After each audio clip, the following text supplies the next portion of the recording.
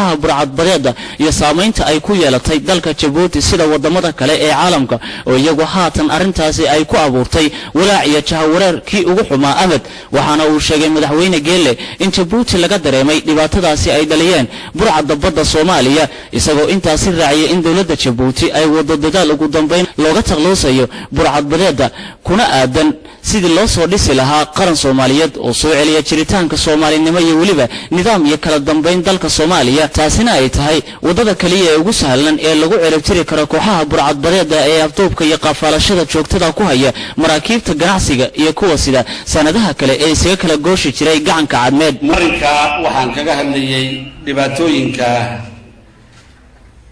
ku soo biiray wadankeena ee ragga badda noo joogsaday boorkeennii halis geliyay boorkoogii halis geliyay ummadoodii dhib geliyay cunaqabateyn ku sameeyay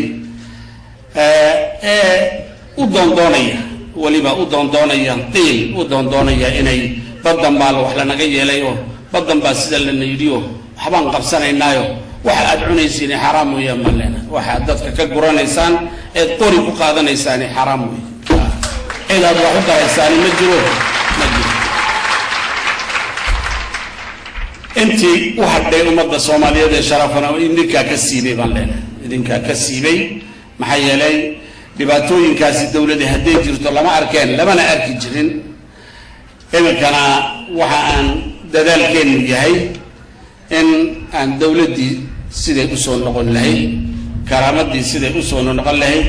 sharaftii sidee u soo noqon lahayd cisigu sidee u soo noqon lahaa مسؤولية دولة سيدة وصولنا نقول الحين أيانكو دادالينا هذه الله